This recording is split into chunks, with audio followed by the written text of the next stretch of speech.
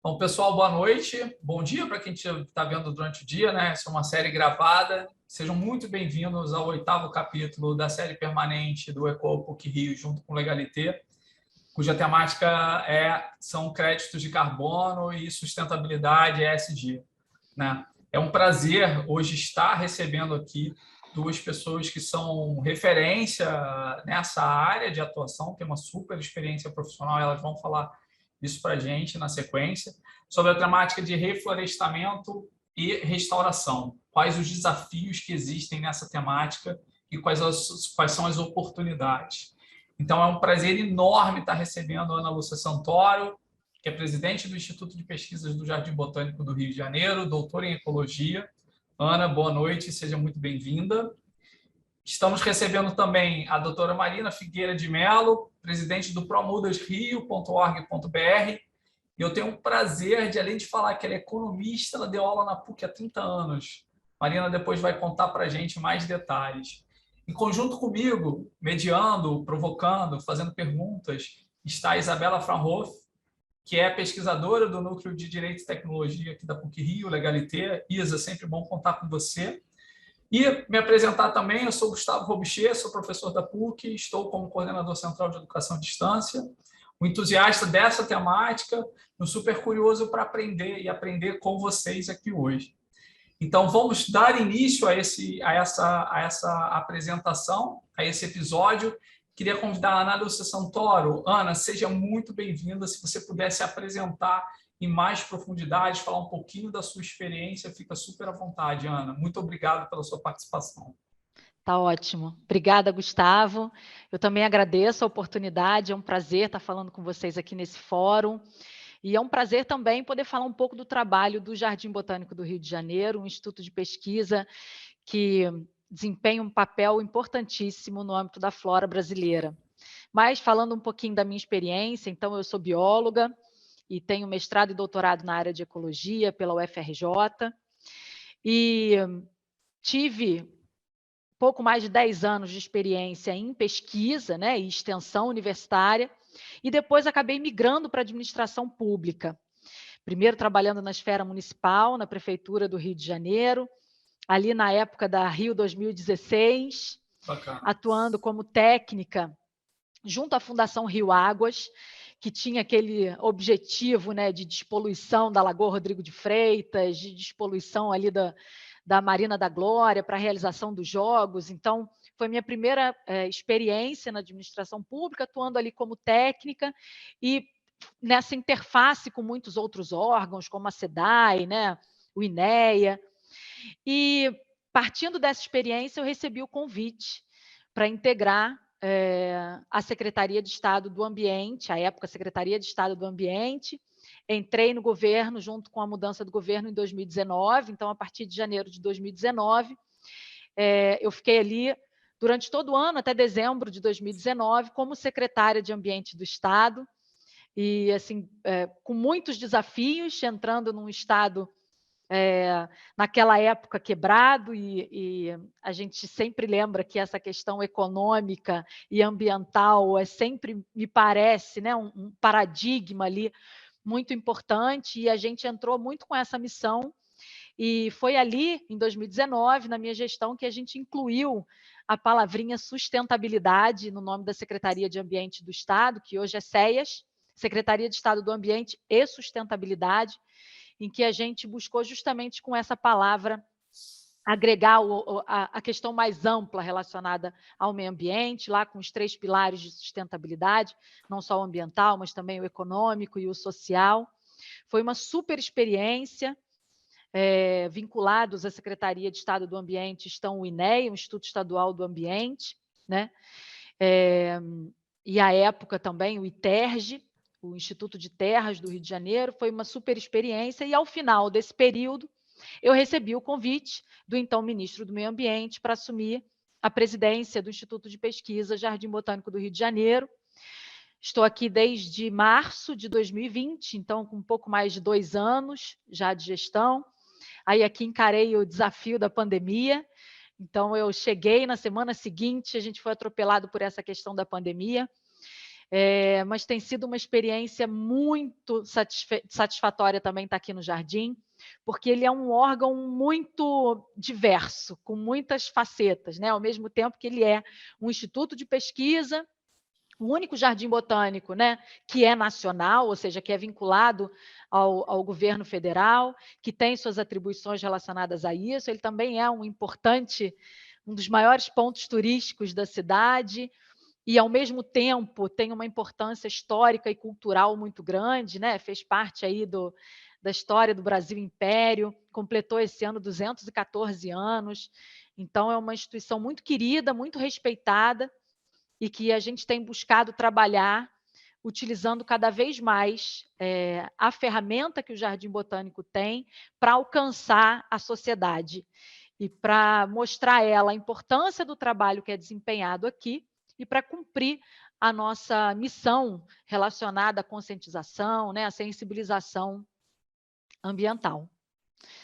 Bom, acho que eu dei aí, né, um panorama. E agradeço muito pelo convite, porque o tema é, de fato, muito relevante, muito atual. Nós estamos, né, na declarada década da restauração pela ONU, justamente por conta dos diagnósticos, né, realizados aí desde a ECO 92, quando essa discussão entrou em pauta, quando esse assunto começou a ganhar luz de fato, né, desde a ECO 92, agora os últimos diagnósticos já mostram aí, nos mais conservadores, cerca de 40% da superfície do planeta com algum grau de degradação ambiental, né? Então, a ONU declarou aí na última COP a década 2020, 2030 como a década da restauração, né? E reflorestamento e restauração nada mais são que duas palavras que se remetem, na verdade, à mesma prática, né? Que é relacionada ao restabelecimento dos processos naturais, muito mais do que somente a cobertura vegetal. Isso é muito importante que a gente diga, né? Porque você fala aí sim de uma restauração de fato, né? Aí é um pouco onde a palavra restauração diverge de recuperação. Porque entra nessa palavra restauração o pressuposto de que você vai restaurar o ambiente o mais próximo possível do que ele era lá no momento inicial, antes do processo de degradação antrópica ou por qualquer outro tipo de intervenção, né? E então o objetivo é restabelecer esse processo natural e, por consequência, também os serviços ecossistêmicos que a floresta em pé, né, presta como ecossistema, né, que precisa estar ali girando de maneira sustentável nos seus próprios processos internos e, com isso, por consequência, gerando os processos, os serviços ecossistêmicos dessa floresta. Então, a gente precisa pensar no resgate, especialmente de 3 pontos, né? Das funções ecológicas, especialmente, e você só consegue isso se você tiver o resgate da biodiversidade local, né? Não somente da cobertura vegetal, mas da biodiversidade local. Primeiro, a biodiversidade vegetal, que é o que vai subsidiar a biodiversidade da fauna, que vai, né, gerar as funções ecológicas e é o que vai proporcionar uma floresta de fato restaurada e sustentável, né, no sentido mais amplo da palavra. E todo esse foco que tem sido lançado, né, em cima dessa necessidade de restauração ambiental, quando a gente fala tanto em âmbito nacional, mas também em âmbito estadual, né? Quando a gente olha para o Rio de Janeiro, que está inserido na floresta da Mata Atlântica, que é o bioma mais degradado em porcentagem do país, né? A gente se vê diante de um enorme desafio, né? Globalmente, eles falam nas estimativas mais conservadoras em 40% de algum tipo de degradação, mas no estado do Rio de Janeiro, os números mostram que até 60% do nosso território já foi convertido em pastagem. Então, é um grau de degradação muito elevado, né, e que precisa de um trabalho de fato robusto para alcançar esse objetivo de uma restauração plena, né? E uma vez que esse assunto é muito pujante, né, é claro que os governos, especialmente, têm se dedicado em criar ferramentas, oportunidades para fomentar a realização desse tipo de atividade, né? Então, quando a gente olha em âmbito federal, o governo lançou aí nos últimos 2 anos iniciativas relacionadas ao que eles chamam do programa Floresta Mais, focando principalmente na manutenção da floresta em pé, baseada em programas de pagamentos por serviços ambientais, né, que é algo também de muita relevância, que estimula a quem está no local a ser remunerado pelo serviço ambiental que presta quando mantém a sua dentro do seu território, né, dentro do seu terreno, a floresta em pé, quando respeita os percentuais estabelecidos por lei. E também o que eles chamam de Programa Floresta Viva, aí já com grandes fundos e com iniciativa privada, onde esse Programa Floresta Viva, na verdade, ele é um match funding em que pega o BNDES, né, que entra ali com 50% dos recursos, e empresas apoiadoras também entrando com outros 50%, para atuar, né, destinando aí, eles falam que o objetivo é em 7 anos, investir cerca de 500 milhões de reais em restauração em âmbito federal, alcançando mais de 30 mil hectares restaurados nos principais biomas e unidades de conservação do país. Então, são de fato oportunidades, fundos que estão sendo criados, isso em âmbito federal.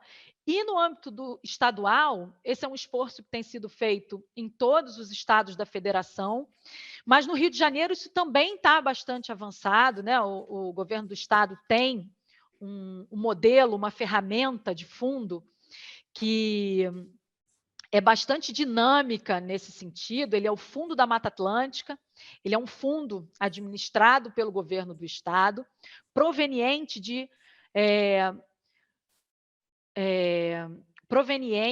de processos de licitação que envolvam algum tipo de supressão vegetal. Então, essa monetização relacionada a esse empreendimento ou qualquer atividade que faça algum tipo de supressão vegetal, ele pode ser convertido numa monetização nesse fundo da Mata Atlântica, que é um fundo destinado apoiar projetos de restauração florestal.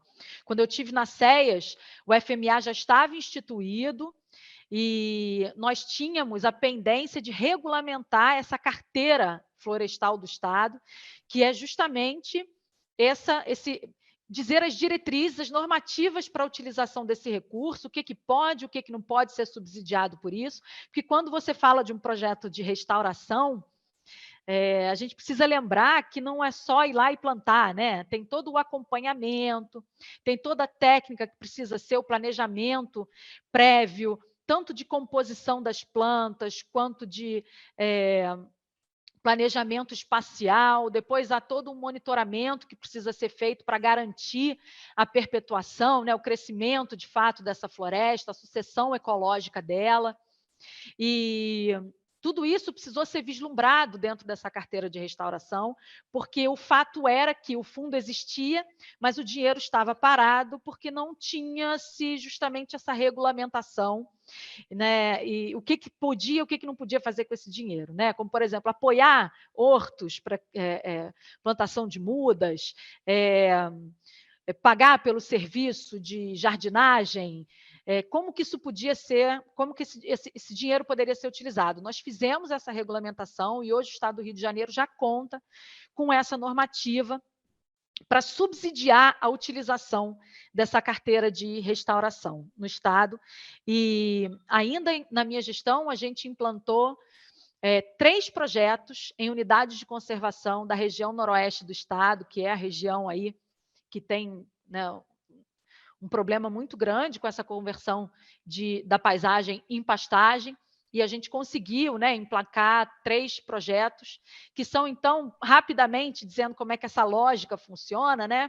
Qualquer pessoa pode submeter um projeto ao fundo, né, da Mata Atlântica, junto com um município ou uma unidade de conservação, né? Eles podem promover essa parceria e colocar à disposição do governo do estado para avaliação de um comitê, que é o Comitê do Fundo da Mata Atlântica, para avaliar esse projeto.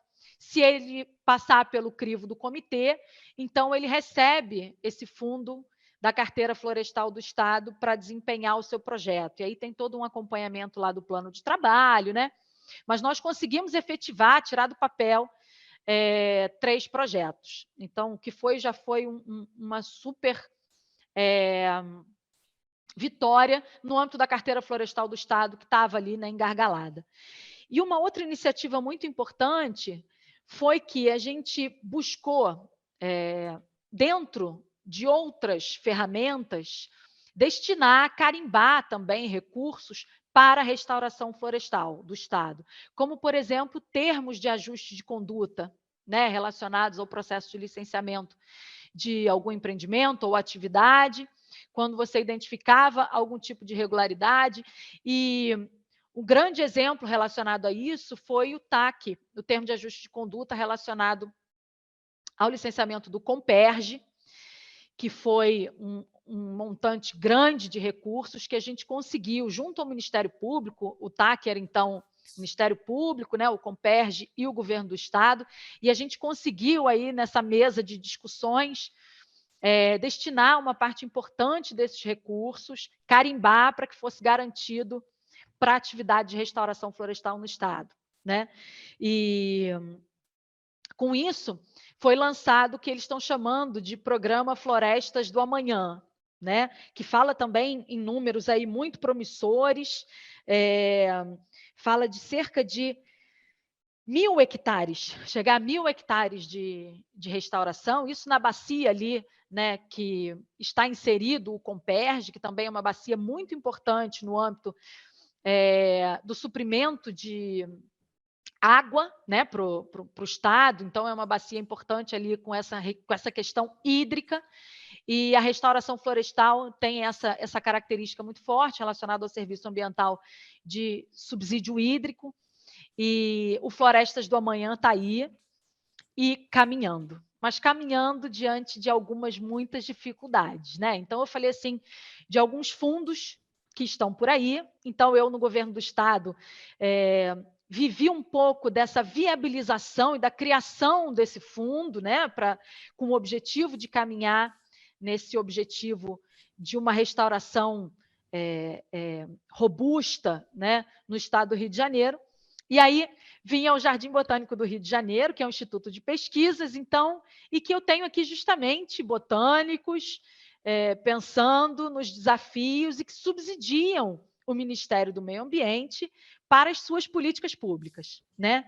Então, chegando aqui, diante de todo esse desafio da década da restauração, né, e o programa Floresta Mais sendo estabelecido pelo Ministério do Meio Ambiente, a nossa principal preocupação aqui, junto aos técnicos do Jardim, era justamente a garantia da qualidade dessa restauração florestal, né? Que é justamente aquilo que eu estava dizendo, que não é somente um restabelecimento de mata, um restabelecimento de cobertura vegetal, mas que precisa ter critério, né? Critério geográfico, critério de conservação. Nós temos, por exemplo, uma das principais atribuições técnicas do Jardim Botânico do Rio de Janeiro é trabalhar na avaliação do risco de extinção das espécies da flora, né?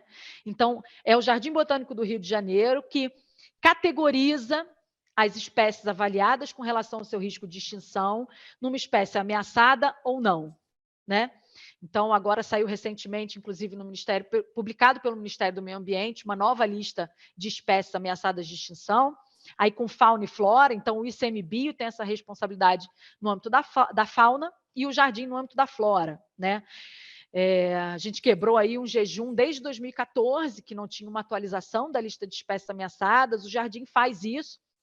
E o Centro de Conservação da Flora, né, que é o centro que desempenha esse estudo dentro do Jardim Botânico, ele tem, por exemplo, uma publicação que mostra áreas prioritárias para conservação em escala nacional, né?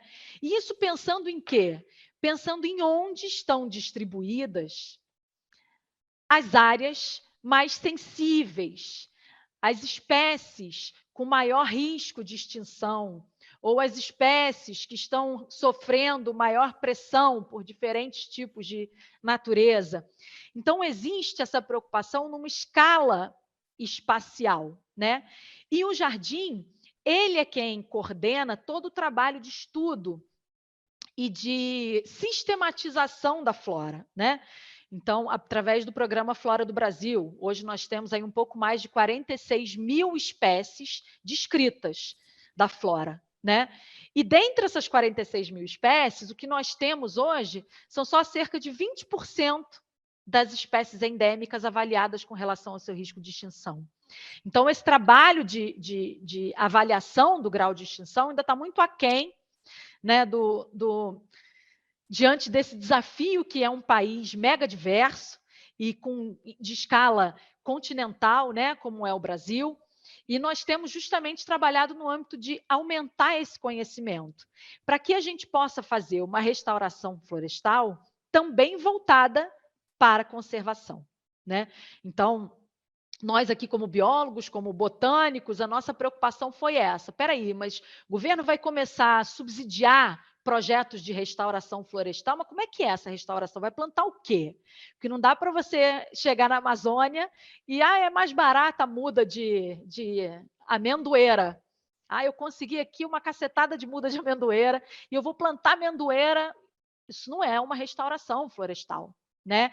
Então, é preciso respeitar o bioma, o local de origem, e se você puder fazer uma restauração voltada à conservação, ou seja, priorizando espécies ameaçadas de extinção, né? Isso agrega ainda mais valor ao seu esforço, que é um esforço relevante, né? Então a gente falou, certo, a gente precisa dar esse subsídio, né? E aí, quando a gente começou a trabalhar nisso, a gente encontrou todos os gargalos técnicos relacionados a isso, né? Que estão relacionados principalmente a dois desafios, dois grandes desafios, que são as áreas disponíveis para essa restauração, né? Porque todos os projetos começam trabalhando por áreas de unidade de conservação. Por quê? Porque já são áreas públicas. Só que muitas vezes não são as áreas que estão mais precisando, né, desse trabalho de restauração. São áreas, inclusive, que são fragmentos importantes, mas que você precisa justamente conectar esses fragmentos para que haja uma racionalidade, né, um plano relacionado à restauração florestal de maneira mais ampla no território. E quando você sai das áreas de unidade de conservação, muitas vezes são áreas privadas. E como é que a gente vai conseguir chegar nessas áreas, né? Quando a gente fala do governo do estado, por exemplo, nós temos aqui o sistema CAR, que a gente chama, né, que é o Cadastro Ambiental Rural. Então, todas as pessoas que têm um terreno em área rural, eles precisam se cadastrar, mas é um cadastro voluntário e que tem muitos problemas relacionados à validação dos dados que ali estão e a como a gente pode desempenhar, como figura pública, um trabalho de restauração dentro de uma área privada. Então, isso é um grande gargalo, a disponibilização de áreas, e um outro grande gargalo é justamente esse da composição das espécies, que precisa levar em consideração tudo isso que a gente falou, né? E aí, quando a gente fala de composição das espécies, e a gente lembra aí, por exemplo, da oferta de mudas, né?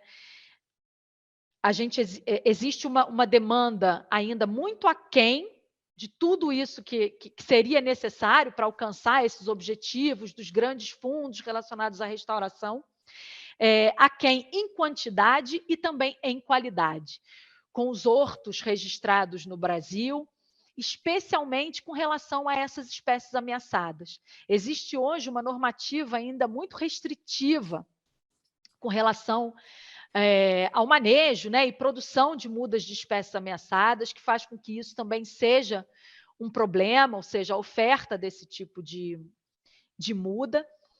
E também existe uma questão relacionada à disponibilidade desses hortos espalhados pelo Brasil, o que vai representar uma dificuldade muito grande de logística, quando, de fato, você vai se enveredar numa aventura de restauração florestal. Então, se hoje eu compro um terreno lá no noroeste do estado, um terreno de muitos hectares, quero fazer meu projeto de restauração e tenho dinheiro para isso, eu não consigo,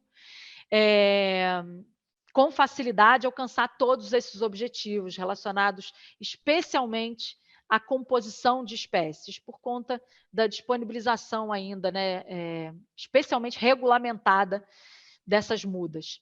Então, esse grande mapa de restauração para a conservação, que era o trabalho que o Jardim Botânico do Rio de Janeiro começou a desenvolver, a gente teve que dar um passo atrás, na verdade, e entender quais eram esses desafios, justamente para apontar todas essas demandas necessárias para alcançar, né, para de fato ser efetivo essa implantação de todos esses fundos, né, de tudo isso que está sendo disponibilizado aí. Bom, acho que eu já falei até demais. Meu tempo Temos era 10 muitas minutos. oportunidades e temos vários desafios, né, Ana? Eu acho que ficou É. bastante claro pela sua fala. A gente já volta, já volta a você. Eu queria convidar a Marina Fiqueira de Mello. Marina, um prazer discutir como economista economia verde. E ainda mais uma pessoa que está fazendo um trabalho muito, muito, muito bacana, né? Presidindo o Promudas Rio, né? Com uma pegada justamente orientada ao que é afim ao estado do Rio de Janeiro, que é a Mata Atlântica. Então, Marina, seja sempre bem-vinda de volta à PUC, lugar de onde você nunca saiu, pelo menos seu coração sempre esteve aqui com a gente.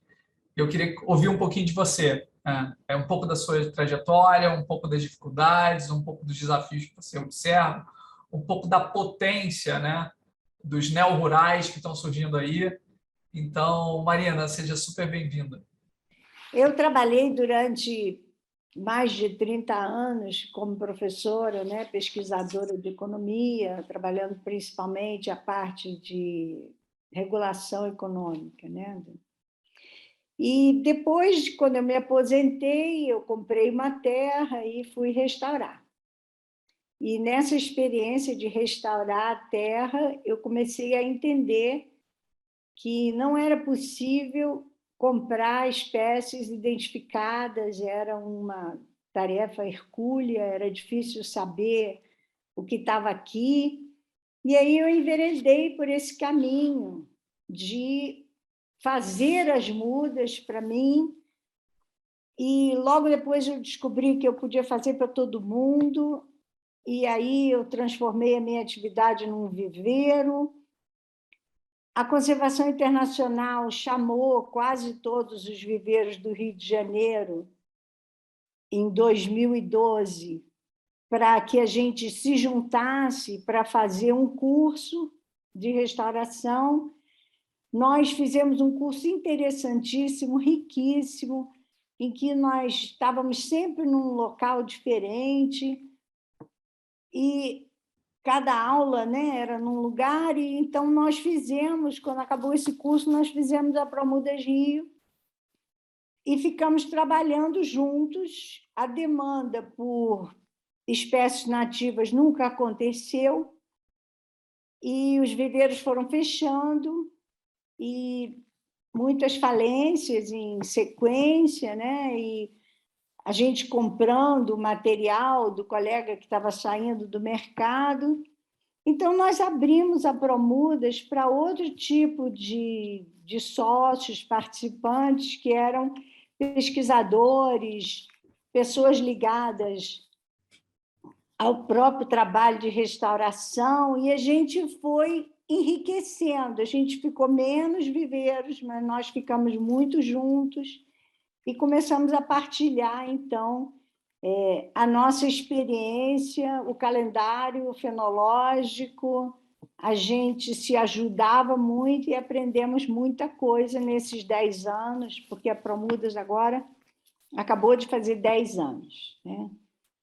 Então, basicamente, a ideia da Promudas é combater a extinção no Rio de Janeiro, é restaurar o Rio de Janeiro.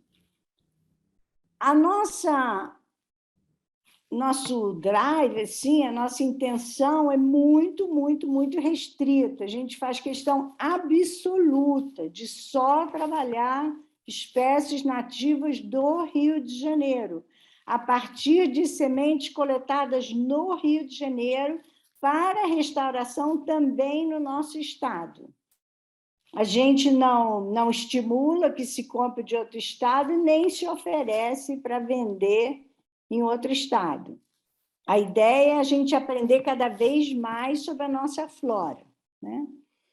E, como a Ana Lúcia estava falando, nessa questão da biodiversidade, a gente sabe que atualmente tem mais ou menos 10 milhões de espécies vivas no mundo, das quais nós somos apenas uma delas.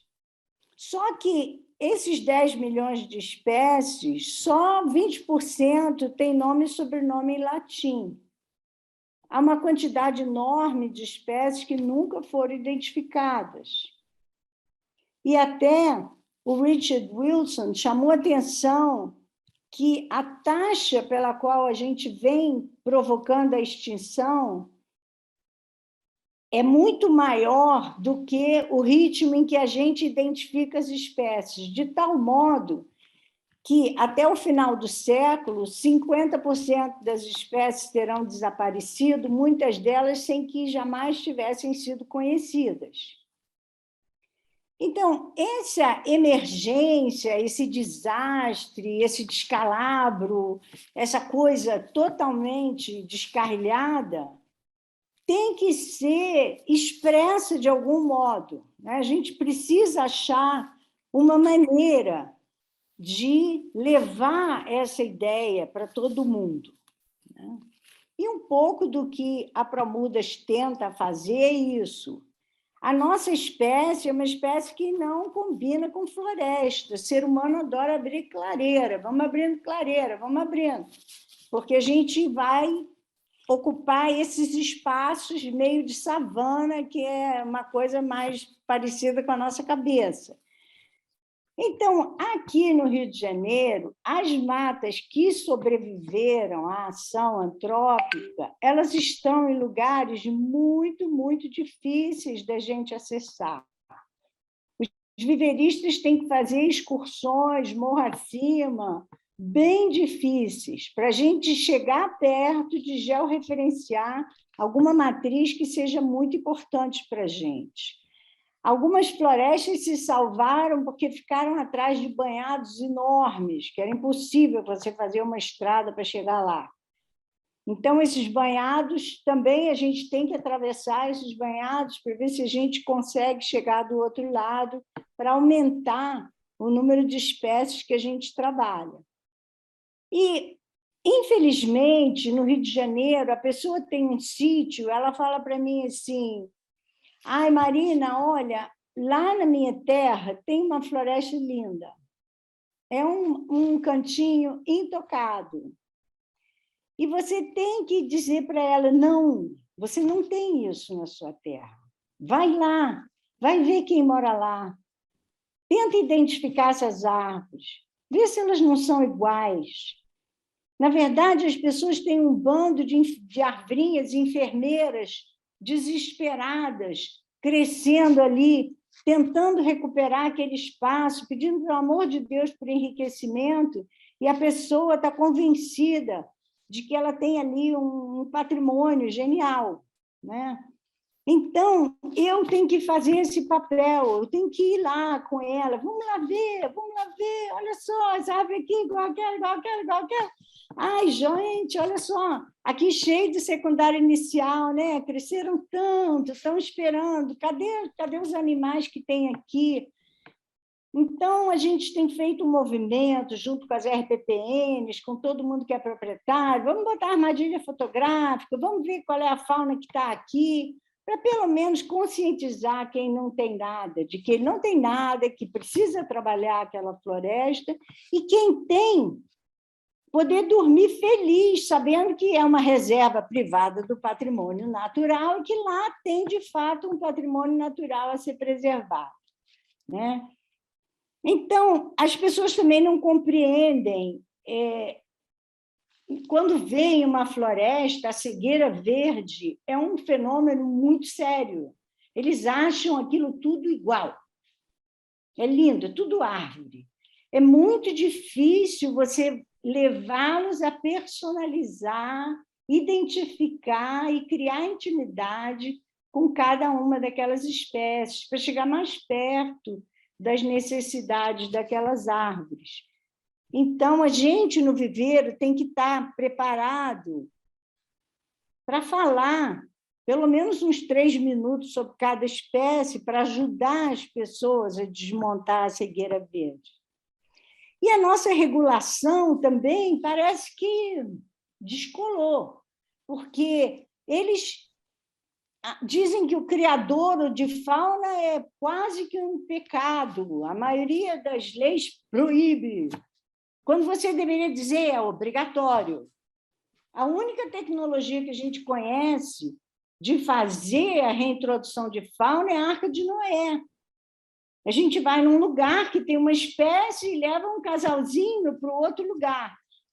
E fazer isso é uma coisa super difícil, porque a gente tem que saber se aquele remanescente é capaz de receber. Mas se ninguém produz fauna, ela simplesmente não vai chegar nos lugares onde não há acesso natural, onde um corredor não leva lá, onde é difícil chegar, né? E você tem muita dificuldade de mostrar que isso é normal, explicar que as árvores se comunicam, que elas se ajudam, que tem uma conexão pelo subsolo, que reconhecem as filhas, que as irmãs se reconhecem, que elas procuram ajudar as suas sementes a ir o mais longe possível, que elas têm um vocabulário etéreo, que elas se comunicam também pelo ar, que esse ar provavelmente é o que dá a gente uma alegria lá. Quando você entra na floresta, você nota que o seu bem-estar muda de patamar. Isso provavelmente está relacionado ao vocabulário etéreo, né? Então, é isso. Nós temos que levar a pessoa que tem uma floresta muito pobre, secundária, em recuperação, a enriquecer aquela floresta, a participar dos esforços de reintrodução de fauna, a saber quem mora lá com ela e o que aqueles bichos precisam, o que aqueles fungos precisam, né? Tudo isso. Enfim, o Rio de Janeiro, como vocês sabem, é um hotspot. O nível da destruição é muito grande e, ao mesmo tempo, a diversidade é muito grande. Então, para nós, abordar esse território é uma coisa muito importante. Só que nós temos esse trabalho que eu não posso explicar quão difícil é, porque não vou me conter em 10 minutos. Mas é isso, nós temos que saber em cada lugar quais são as espécies de plantas que tinham aqui, a gente tem que achar as matrizes e a gente tem que saber fazer. Mas as árvores, vamos dizer assim, no reflorestamento, as árvores são só 15% das plantas da floresta. Então, nós, na Promuda, juntos, nós sabemos fazer 500 espécies. E no Rio de Janeiro, de árvores, deve ter 1.700 espécies. Mais ou menos isso que o Reflora diz que a gente tem.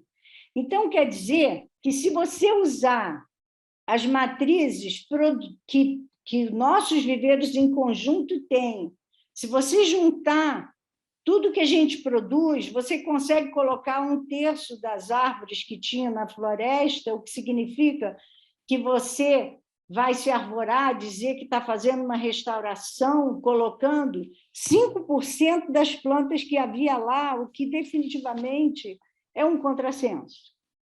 Aí o que acontece é que nas restaurações, às vezes já com 20 anos, que a gente vai visitar, a floresta está vazia, ninguém mora lá, não tem bicho nenhum. As árvores não têm sucessão ecológica, está tudo paralisado. É um bando de carrapeta e garapa olhando para você. De longe, um incauto, ou talvez um observador do satélite, acha que aquilo ali é uma floresta, mas não é. Não é. E a restauração morreu, e ela foi para trás, e ela não andou, né? Então, esse problema precisa ser enfrentado. Nós precisamos aprender a fazer, para começar, todos os outros tipos de planta. Nós temos que dar um jeito de mandar uma liana, uma trepadeira, uma forrageira, tentar dar uma melhorada. E também mudar completamente a cabeça das pessoas que restauram, porque eles olham aquelas forrageiras todas no chão e não conseguem distinguir quem está no time dele e quem está contra. Então, resolve fazer uma limpeza no terreno. Aí você chega lá, o terreno já está limpo e todas as forrageiras que já tinham chegado, as plantinhas que já tinham chegado para ajudar a restauração, foram tiradas também, né? E isso sem falar no escândalo máximo de você fazer capina química, que tem gente que acha que isso pode, né? E definitivamente é uma coisa deplorável. Bom, em suma, nós, os viveiros do Rio de Janeiro, nós somos as chances do Rio de Janeiro de restaurar. O que a gente não fizer não vai ser plantado. Por isso, porque a gente não tem. Então, isso coloca sobre a gente uma responsabilidade enorme. A gente tem nossa tabelinha, nosso mapinha, a gente troca as nossas matrizes georreferenciadas, a gente tenta convencer os compradores que comprar de um viveiro só é uma burrice. Meu amigo, olha só, você tem que fazer uma coisa que tem um background genético diversificado, e muitas espécies também. Então, você tem que comprar de todos os viveiros. Nós estamos todos no Rio de Janeiro, trabalhando no mesmo fragmento, você tem que comprar de todos. Aí ele diz que ele precisa economizar no frete, né? Ele não pode gastar no frete. Então, uma pessoa que num problema com essa complexidade vem falar em economizar no frete, significa que ele não entendeu nada do que ele está fazendo. Ele não vai chegar a nenhum lugar desse jeito, né? Nós, na Promudas, há muito tempo, deixamos de diferenciar o preço das espécies. Você pode ir qualquer viveiro, qualquer espécie tem o mesmo preço, porque a gente quer obrigar os compradores a escolher por outro critério. Se você disser que uma muda é 3, a outra é 5, você vai fazer uma restauração com a muda de 3, né? Então, pronto. Hoje em dia, os viveiros da Promudas são capazes de fazer 60 espécies de árvores. Alguns de nós sabem fazer algumas orquídeas, alguém sabe fazer algumas bromélias, alguém sabe fazer uma outra coisa. A gente tem que tirar as nossas espécies que a gente faz no cadastro de cultivares, o Registro Nacional de Cultivares. Como nenhuma muda nativa é cultivar, nós estamos sempre tendo que reajustar o trabalho que a gente está fazendo. Imagina se a gente for fazer tudo isso que é necessário, as orquídeas, as bromélias, as lianas, trepadeiras, as suculentas, e as palmeiras, e os cactos, e tudo isso. Hoje em dia, reunindo os viveiros da Promudas, nós temos matrizes modificadas de 600 espécies e, com muito esforço, nós seríamos capazes de fazer 1 milhão de mudas, que é mais ou menos por ano, né? Que é mais ou menos menos de 1% do que é necessário para restaurar o nosso estado. Seja se você quiser recuperar o pasto, se você quiser cumprir o CAR, se você quiser proteger as bacias hidrográficas, qualquer cálculo que você fizer, você vai ver que, com o nível de produção que a gente tem hoje, vai ser necessário uns 150 anos, né? Então, agora chegou a grande oportunidade da restauração, que é o crédito de carbono, né? Pessoas que não têm um compromisso com a restauração por outra razão, encontrou essa. Eles podem fazer uma restauração e receber um crédito de carbono. Bom, eu sei que todo mundo tem consciência disso, mas não custa repetir. A floresta só sequestra carbono enquanto está crescendo. Quando ela chega na maturidade, ela não sequestra mais pela boa razão que ela entra no equilíbrio, ela não fica nem tirando nem botando nada, né? Então, quem tiver interessado em plantar para obter os créditos de carbono vai seguir qual regulação?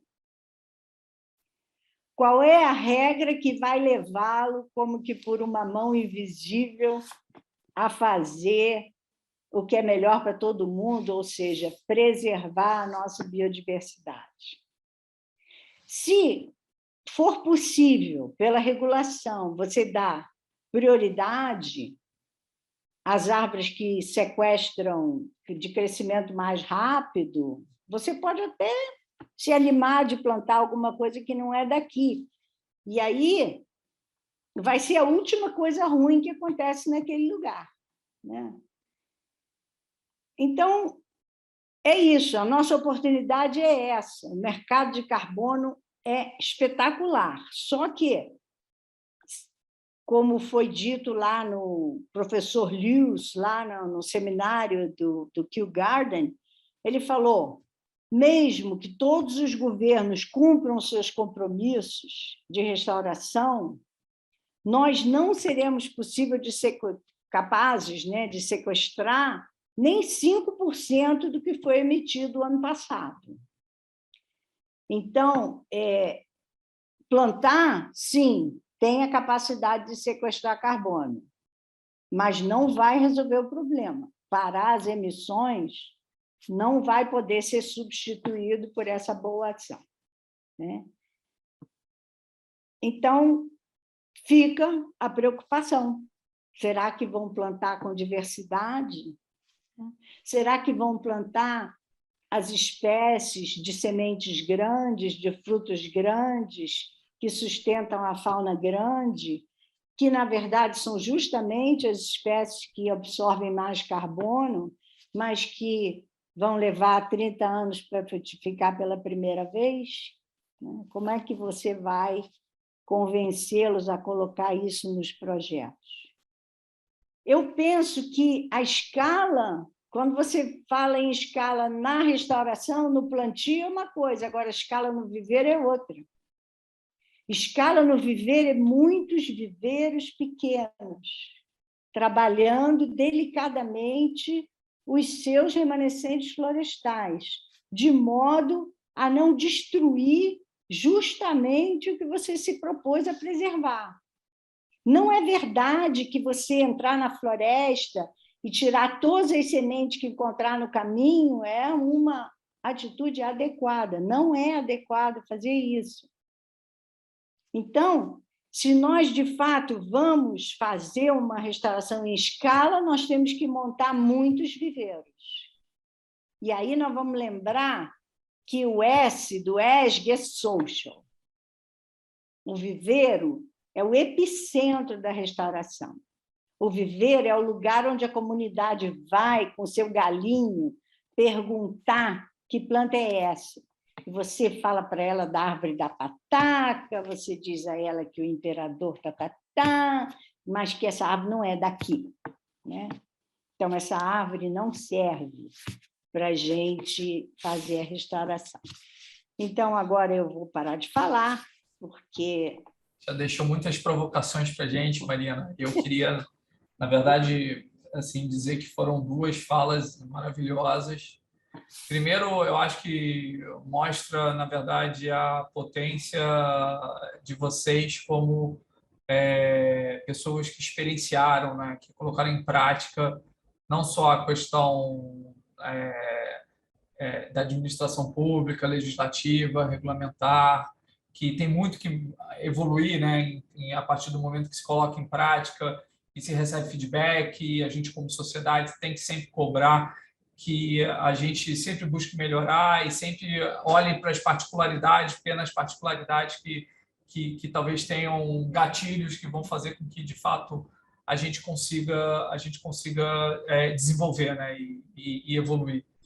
E Marina, em especial, assim, várias questões que você colocou mostra também muita experiência no campo, né? Fico feliz, gostaria de me ver no futuro daqui a, não 30, né? Mas uns 15 anos, com uma trajetória muito próxima da sua, saindo da PUC, indo para essa batalha de transformar positivamente o nosso Estado. E aí eu vou trazer uma provocação para vocês duas, né? Nas duas falas, a gente consegue perceber que o senso de urgência que a Marina trouxe, inclusive os instrumentos que a Ana Lúcia trouxe para a gente, né, que já existem, que precisam amadurecer, precisam ser exercitados, etc, etc. Não falta para o nosso Estado a gente acolher essa vocação, essa economia verde, colocar isso de fato para acontecer, né? Quer dizer, o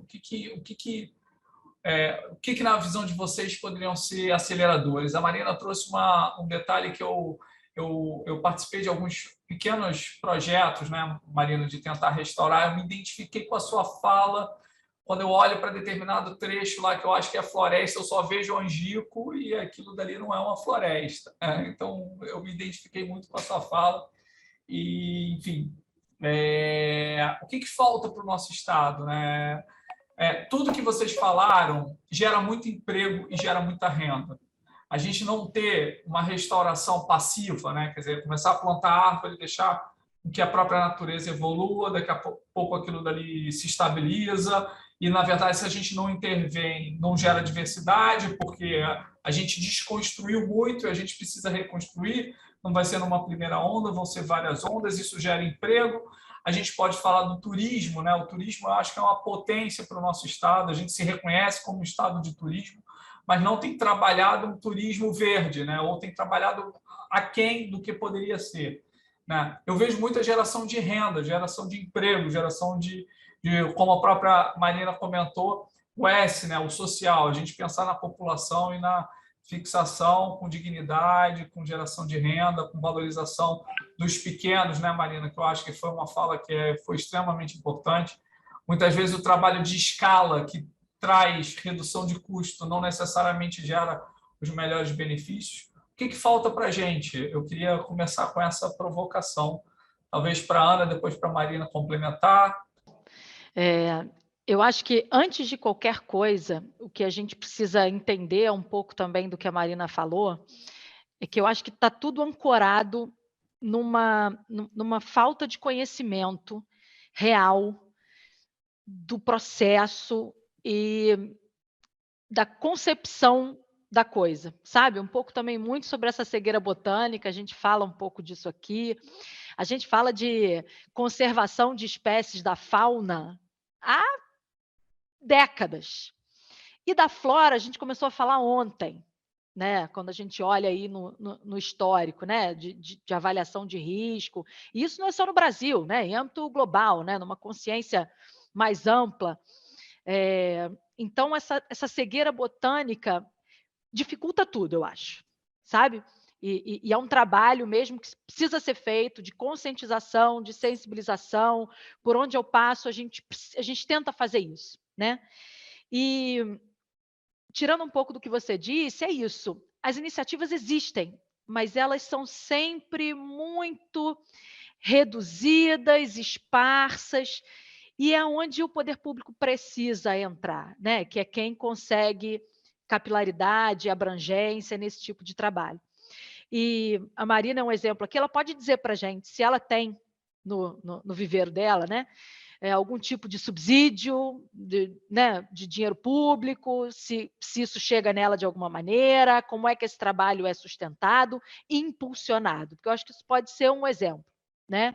E eu vejo que o governo tem muita dificuldade de trabalhar nisso.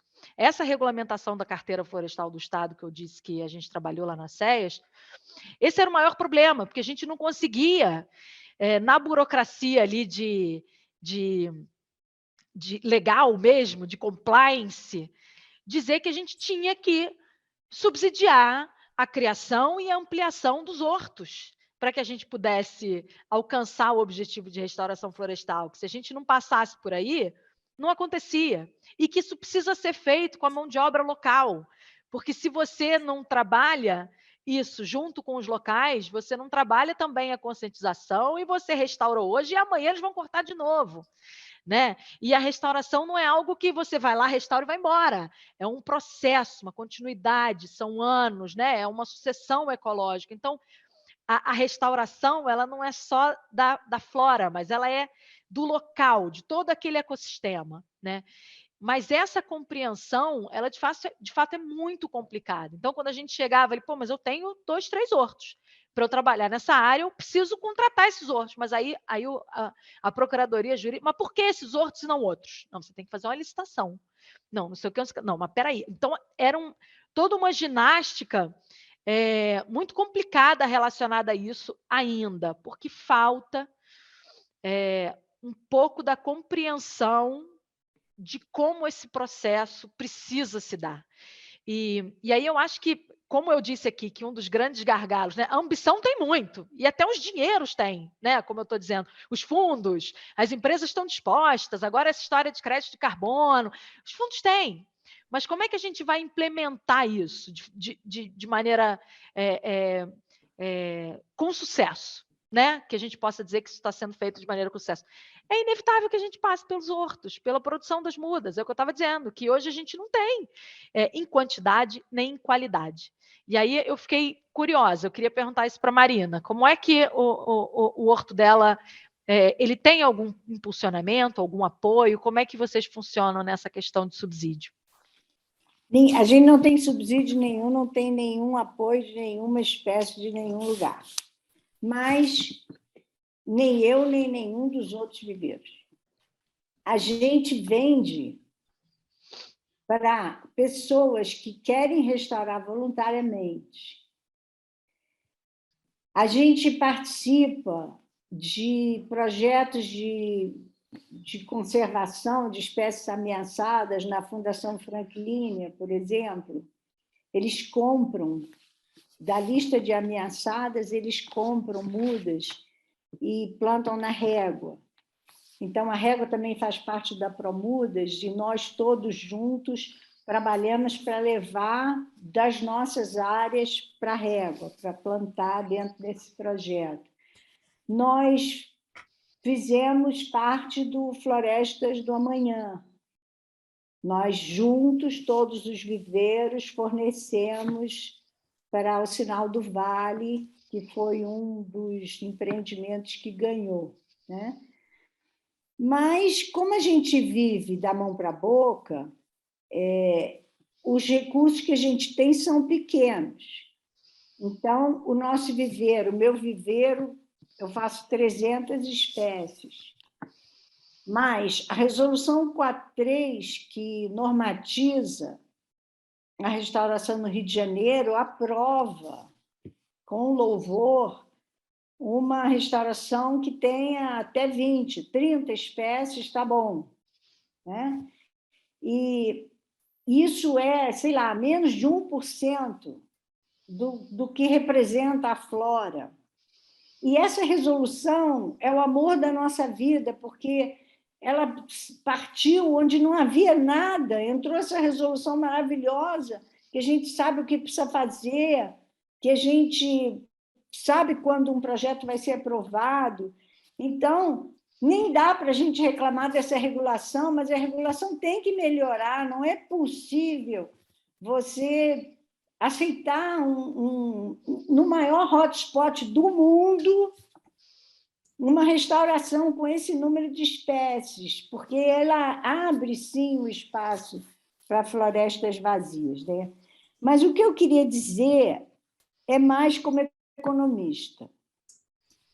Na área ambiental, o sistema de preços não funciona, ponto. Normalmente, o sistema de preços indica onde está o valor. E a subida dos preços faz com que os produtores vão para aquele lugar, né? Então, é assim que funciona o sistema de preços. Mas na área ambiental, o volume das externalidades é tão grande, tanto positivas como negativas, e essas externalidades não são capturadas no sistema de preços. Então, por exemplo, se você aceitar uma restauração na sua terra, você tem uma terra lá com pasto, sei lá. Aí você vai e aceita que alguém faça uma restauração ali, o valor da sua terra cai. A conta não fecha. Não fecha. Porque a sinalização do sistema de preços é que você não está construindo valor, você está destruindo valor para você, porque a floresta é um valor para todos. Mas como todos não participam dessa história aqui, o que acontece é que você anda para trás. Então, o trabalho que a gente faz depende da sinalização do sistema de preços. Então, como que você poderia fazer isso? O programa de pagamento por serviços ambientais é um programa muito inteligente, que, inclusive, melhora a questão da incidência fiscal. Porque quando você diz que os proprietários de terra que têm que conservar a natureza, todo mundo que mora na cidade vai passar o Réveillon em Nova York está dispensado de participar desse esforço de conservação da natureza. O que, naturalmente, é um contrassenso, porque esse é um problema de todos os brasileiros, não de quem tem terra. Então, se o pagamento por serviços ambientais realmente funciona, você vai usar uma parte da sua terra para gerar um valor para todos e todos pagarão a você por esse serviço. Então, esse programa de pagamento por serviços ambientais mobiliza todo mundo. É uma coisa que atinge o bolso de todos os proprietários. E quanto mais requisitos você colocar para você receber um dinheiro cada vez maior, se você tiver uma anta, você vai receber muito mais, porque significa que você tem uma super área. Você até incentiva as pessoas a fazerem um consórcio aqui, ó, nós 5 vamos fechar, vamos restaurar e nós vamos ter muita coisa aqui que vai dar um bom dinheiro para a gente. E esse esforço seria financiado pela sociedade como um todo, e não apenas pelos proprietários de terra, que é outra coisa que os proprietários de terra não gostam, né? Que se coloque nas costas deles todo o peso. Também, se o CAR, a implantação do CAR fosse exigida, o que só seria possível se houvesse apoio aos proprietários para eles cumprirem esses requisitos, acabaria o problema de demanda dos viveiros. O problema dos viveiros é só demanda. A gente não tem ninguém que compre. E não tem como arrumar. Os poucos que a gente arruma é com muita sedução. Então, se o sistema de preços funcionasse, se o programa de pagamento por serviços ambientais funcionasse, se o CAR fosse exigido, o problema de demanda ia desaparecer. Agora, a demanda vai crescer para a gente garantidamente nesse clima de crédito de carbono, que é uma coisa que deixa a gente num nível de segurança espetacular. Porque eu não sei o que vai ser plantado, né? Porque a razão pela qual as coisas vão ser plantadas não é mais a preservação da biodiversidade, se é que um dia foi, né? Mas eu acho que a gente pode discutir, né, Marina? Eu acho que a sociedade, quando a gente busca no meio urbano ampliar essa discussão, eu acho que existem muitas não compreensões, né? Até por a falta do diálogo e às vezes pela distância com que esse tipo de assunto. Eu acho que a sociedade tem que entrar nesse debate e a gente tem que, como sociedade, responder o que a gente espera, não daqui a 2, 3, 5 anos, mas daqui a 10, 20, 30, 50 anos. Eu acho que é onde está posto o nosso grande desafio. Óbvio que todo esse movimento, todas essas experiências, o crédito de carbono pode ser uma bússola, mas está apontando em que direção? Eu acho que essa colocação sua é extremamente válida. A gente precisa divulgar boas experiências para que a gente possa, na verdade, ajudar as pessoas leigas, né, os próprios neo-rurais, né, como você comentou, a compreenderem melhor esse processo e poderem fazer escolhas não a partir daquele conhecimento limitado que muitas vezes um fornecedor, um prestador de serviço de restauro eventualmente te oferece, mas a partir de pessoas que de fato já estão trabalhando há algum tempo nesse mercado. Queria convidar a Isabela para fazer a nossa última pergunta e depois eu volto também para falar com vocês. Isa. Obrigada, Guga. Assim, algumas perguntas, mas escolhi uma, puxar aqui para o nosso tema de tecnologia, mas uma pergunta para as duas. Eu acho que ficou muito evidente, acho que o Guga já falou bastante, da dificuldade da gente fazer essa fiscalização, né? E uma fiscalização e monitoramento que seja eficiente para a gente avaliar se realmente os requisitos estão sendo cumpridos, se de fato existe biodiversidade. Então, uma pergunta que eu queria fazer é se existe, de alguma forma, ou, enfim, se a tecnologia pode ajudar vocês nesse monitoramento e fiscalização do reflorestamento, para ver se, de fato, a gente pode observar aonde que a gente precisa aplicar, né, algum tipo de biodiversidade. Se vocês usam imagens de satélite, como é que está essa conversa? Sim, e até na iniciativa pública a gente já usa esse tipo de tecnologia. O programa Olho no Verde do governo do estado é bastante famoso com relação a isso. É justamente um programa que faz o monitoramento por imagens de satélite, imagens de altíssima resolução que o governo do estado compra para monitorar especialmente as áreas de unidade de conservação e as zonas de amortecimento delas, né? O governo do estado tem esse trabalho através desse projeto Olho no Verde. O INEA, que é o Instituto Estadual do Ambiente, lançou em 2019 um manual de monitoramento do processo de restauração florestal, né? Hoje, uma atividade que tem um impacto de supressão vegetal, ela tem a opção, ela pode conduzir um processo de restauração, né? Contratar e fazer, ou ela pode monetizar o fundo da Mata Atlântica para que esse projeto seja executado por outras pessoas, e não efetivamente naquela área em que o impacto ocorreu, né? E em todos esses contextos, né, a escolha das áreas é muito feita também através desse projeto Olho no Verde, e o monitoramento tanto do crescimento de áreas verdes, quanto da supressão da vegetação, hoje é feita muito no governo do estado do Rio de Janeiro, né, no âmbito estadual, utilizando essas imagens de satélite do Olho no Verde. E no âmbito federal também, né, a gente tem aí as imagens de satélite auxiliando muito esse processo, mas elas de fato não substituem o trabalho no campo, o acompanhamento de perto, e que sem dúvida nenhuma precisa estar ali muito junto, né? E subsidiando também a execução desse trabalho, não só de restauração, mas de monitoramento ao longo do processo de sucessão ecológica de determinada área. Marina, como a tecnologia pode ajudar nesse trabalho?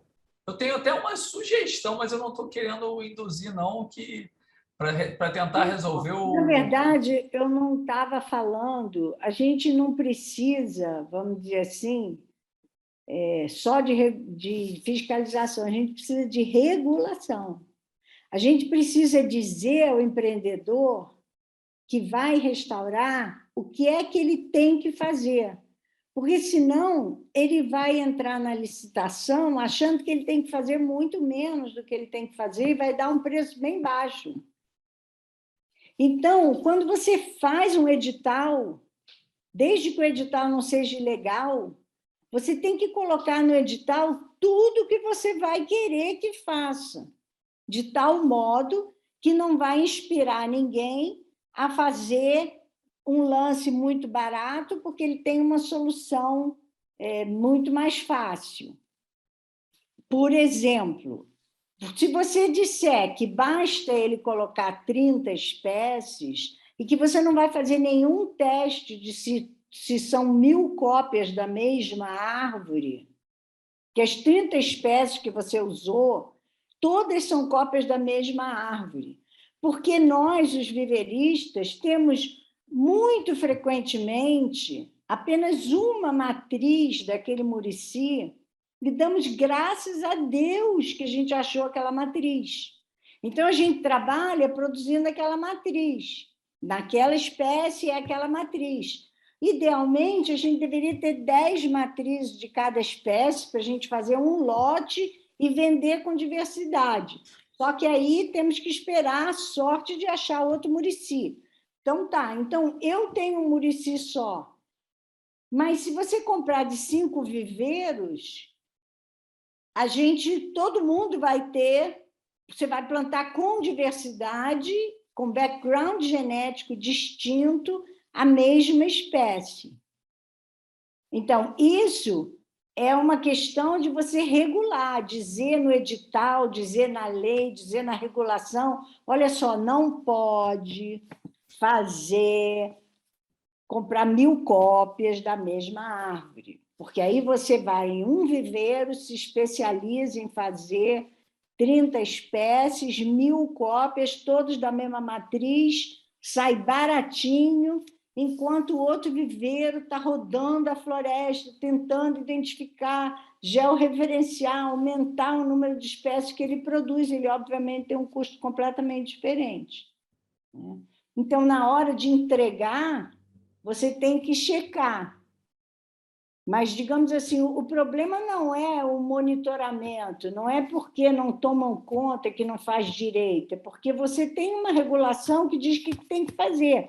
E essa regulação que diz que tem que fazer é que diz que você tem que fazer muito pouco e que não se importa que você faça capina química. Né? Então, eu não tolero capina química, eu acho um absurdo. É uma mortalidade de uma porção de espécies que não tinha nada a ver com isso, mas as pessoas defendem abertamente a capina química. Não só defendem, como usam. E o argumento é o custo. O argumento é sempre o custo. A qualidade fica horrível por causa do custo. Então, o que você pode dizer no edital? Não aceitamos capina química. Então, quando o senhor fizer a sua proposta, não conte com esse recurso. Não conte que o senhor vai envenenar tudo e vai dar certo. Entendeu? Então, é o edital que é o problema. É a regulação que é o problema. Ou talvez, Marina, aí provocar um pouquinho, né? Quer dizer, eu acredito que em algum momento a gente, de fato, vai ter uma sociedade mais presente, mas com tantos desafios. Eu acho que, como sociedade, a gente tem que se organizar. Então, quando você estava descrevendo esse desafio, eu já pensei numa plataforma que, na verdade, o valor não é o preço final da muda e do transporte, mas da melhor combinação, justamente usando critérios que não são só o critério monetário de custo direto, mas o potencial que aquela diversidade vai trazer. Eu queria fazer dessa minha última fala, eu diria que daria para a gente, se o Cavanha tivesse aqui, ele já tinha cortado o nosso episódio, mas eu vou usar essa prerrogativa, mandar até um abraço para ele, Cavanha, no próximo você vai estar com a gente aqui, e dizer que foi novamente uma aula, superou todas as minhas expectativas, agradecer muitíssimo a Ana Lúcia e a Marina, eu acho que a gente tem muito diálogo pela frente, entendo a PUC como parceira de vocês, quer seja na discussão de ações objetivas, quer seja no continuar a comunicar. Eu acho que a educação, eu sempre acredito nisso, é um vetor de transformação positiva da nossa sociedade. inclusive com contraditório, espaço para contraditório, opiniões que não necessariamente são opiniões iguais. Até porque se fosse todo mundo igual, não teria diversidade, né, Marina? Eu acho que a gente precisa desses espaços de reflexão e muito com essa pegada do trazer um pouquinho de todo esse movimento para um ambiente urbano, que é a nossa atuação aqui dentro da PUC. Os nossos alunos, alguns tiveram oportunidade, temos alunos de biologia, obviamente, temos alunos de economia, como a Marina muito bem conhece. Tem muitos desafios para esses alunos e essa que é a nossa provocação principal. Queria, na verdade, agradecer muitíssimo, Ana Lúcia, dizer que foi um prazer lhe conhecer, prazer receber você aqui na PUC. Eu que agradeço a oportunidade, foi ótimo. Marina, vou te dar um abraço carinhoso do Luiz Roberto Cunha, mandou um abraço para você, mandou um olá, agradecer a sua participação aqui e a sua contribuição. Espero manter contato com vocês e com certeza vamos nos falar muito em breve.